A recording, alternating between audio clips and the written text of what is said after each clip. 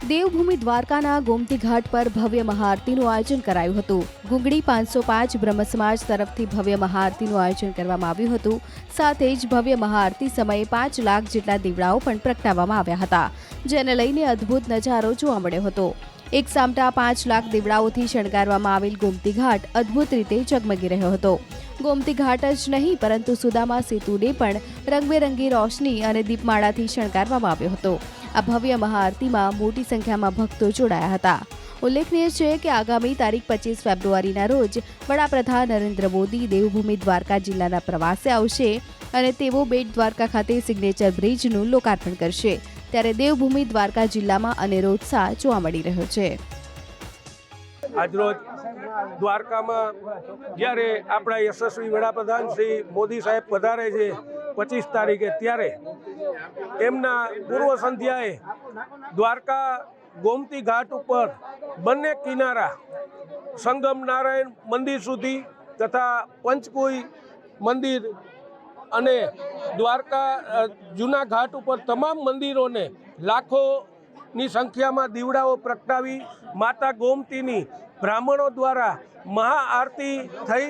એમાં તમામ દ્વારકાના નગરજનો તથા આવનાર હજારો યાત્રિકોએ લાભ લીધો અને પોતાની જાતને ધન્યતા અનુભવી।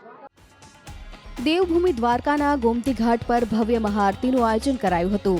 ગુંગળી 505 બ્રહ્મ સમાજ તરફથી ભવ્ય મહાઆરતીનું આયોજન કરવામાં આવ્યું હતું। સાથે જ ભવ્ય મહાઆરતી સમયે 5 લાખ જેટલા દીવડાઓ પણ પ્રગટાવવામાં આવ્યા હતા, જેને લઈને અદ્ભુત નજારો જોવા મળ્યો હતો। એક સામટા 5 લાખ દીવડાઓથી શણગારવામાં આવેલ ગોમતી ઘાટ અદ્ભુત રીતે ઝગમગી રહ્યો હતો।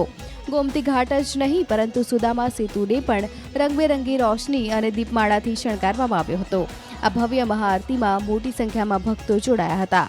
ઉલ્લેખનીય છે કે આગામી તારીખ 25 ફેબ્રુઆરીના રોજ વડાપ્રધાન નરેન્દ્ર મોદી દેવભૂમિ દ્વારકા જિલ્લાના પ્રવાસે આવશે અને તેઓ બેટ દ્વારકા ખાતે સિગ્નેચર બ્રિજનું લોકાર્પણ કરશે, ત્યારે દેવભૂમિ દ્વારકા જિલ્લામાં અનેરો ઉત્સાહ જોવા મળી રહ્યો છે।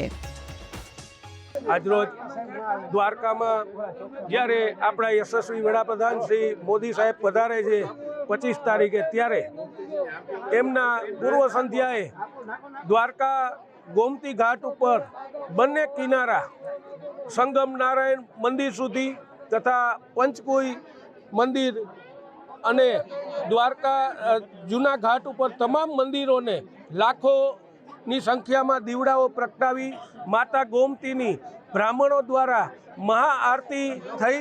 એમાં તમામ દ્વારકાના નગરજનો તથા આવનાર હજારો યાત્રિકોએ લાભ લીધો અને પોતાની જાતને ધન્યતા અનુભવી।